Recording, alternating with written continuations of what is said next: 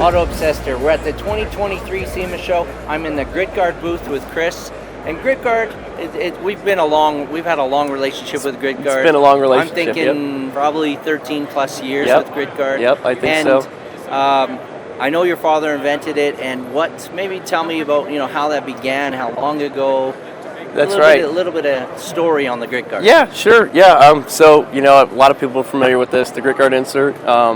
Dad invented that. It was out of necessity.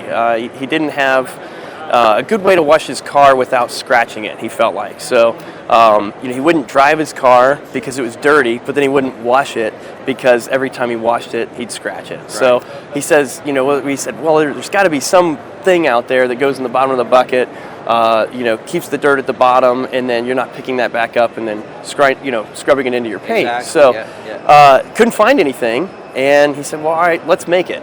So did a little research and got a patent attorney and learned a little bit about injection molding, and the rest is history. So but it's been quite an adventure. It's been a family company, always has been. It's mom, dad, myself, my sister.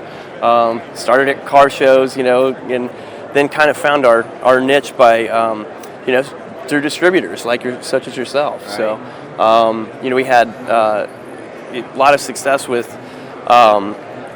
people just enjoying that passion of washing their cars and wanting to not destroy the finish. Exactly, yeah. We then came up with a washboard. That was a customer requested product. People said, we like the Grit Guard, but it's tough to scrub your wash mitt out on that, right? So the angled surface, that turned into a good product for us. Exactly. So, and that was one for us. I mean, and still a lot of people come into our store and they're confused, like, what is that at the bottom of the bucket, right? Mm-hmm. And a quick explanation, you're washing your car, you have your wash mitt, you dip it in the bucket, you're putting it on the car. Mm-hmm. A lot of the times too, you'll need to do something, maybe you'll need to grab a brush or something else, so you throw the wash mitt into the bucket. Well, what happens? It's going to sink to the bottom. All the sand, gravel, debris is at the bottom. You're going to pick that up, put it on the car. So this is a barrier, right? And there's a lot of thought behind this. I know I've had conversations over the year with your dad, and the bevels, lots of different no flat things. Surfaces on it. The four quadrants. Breaks the water up. Right? So that calm way, that water. Mm-hmm. Right. That way, when you disrupt the water, it's staying inside here and not coming back up. Right. And then one of the practices you talked about it, one of the practices in the industry is when we're washing the car, we want to scrub that mitt, right? Right. And previously, and then just imagine a bucket. You've got a bucket, and you're putting your hand in. Well, your wrist doesn't move like that. Right, exactly. Right? Exactly. You could never, and you're supposed to rub the debris off of the mitt, right? Yep. So then, of course, comes along the washboard. Right. So this is at a really nice angle, very comfortable, right? Yep, absolutely. And, there's something to that flatter surface there, too, with your hand, right? Versus like a curved surface, like with the edge of the bucket, it's tougher, right? If you've got a wider tool, it's nice to have that flat, instead of a contour, it's nice to have that flat surface to extract the dirt and grit out of there. So, and then obviously part and parcel, and I tell a lot of people because they ask us, well, how come the bucket and the Grit Guard combo is so expensive? And it's because of the quality of the bucket. This isn't a big bucket. Right. This isn't a big box bucket. Right. Exactly. It's a little different. Yeah. Right. So it's a lot thicker. People say, "Oh, it's just a bucket." Well, is it a 90 mil bucket? That's Is it made in U.S. Right? I mean, that's the thing with all of our stuff. It's all made in the United States. Right. We like that. We pride ourselves on that versus, bringing things in from overseas. So that's just something we've always been proud of. Absolutely. So. And one thing we find professionally, so we've got the Grit Guard buckets, you got the Grit Guard, and I mean, if you use the big box bucket, you're going to find that when you put the hot water in it, it's going to bow out. Right. A lot of the Grit Guards don't fit in the bucket. Right. Sometimes they wear through, or sometimes the Dolly will wear through. Right, so you're just not getting a good bang for your buck. Well, the buckets, this is constantly happening. They're getting smaller. Okay, the 5-gallon buckets. So it's smaller, it's thinner, it's smaller, it's thinner, it's smaller, it's thinner. It's been a progression. Exactly. So, Yeah. And one thing we found too is we actually don't replace our buckets because we wear them out. Right. We actually replace our buckets for photographs and videos Right. because they get a little tattered. But and we've never had a should grit go guard. easier on them. We've never had to replace a grit guard unless we've never had to replace a grit guard. So phenomenal product, and at the SEMA show in the last few years, we've seen a lot of technology. A lot of polisher technology, a lot of polishing, a lot of polishing pads. Right. And this is something that we adopted really early. So we probably had one now for, I'd say, about 10 years. Yep. I'm not sure when it first came out, but I would say we had one for about 10 years. And it's not for everyone that polishes, but it's definitely for people that have high volume needs to clean the pads. That's one of the most, everyone hates doing for one. Yep. And how do you clean a pad? I mean, and that's a question asked all the time. And that's where we came up with the pad washer because people were asking that question. When the DAs really started to come around, that's when we said, okay, there's no pad washer that cleans the DA pads. So that's where we came up with our pad washer here that uses the grit guard insert. It cleans so well to remove the dirt and grit from your wash mitts. We said, well, what if we could bring that up and use that to clean the pads? So what you do is you have water about to right here, this level.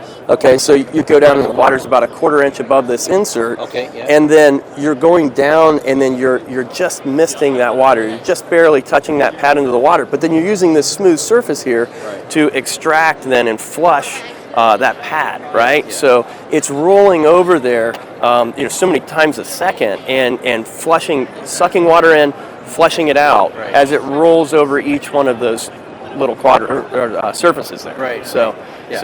And there's no safety hazard with the water. No. Right? We always say use a GFCI, but I've never. I mean, you should. Yeah. You should. Yeah. I do it all the time without one. Disclaimer, I guess. But best practice, obviously. But especially with like your new cordless tools and things that people are using now. I mean, you're not going to get shocked with a DC. Right. DC motor. But so we washed it. Yep. You wash it. So then, what we do here.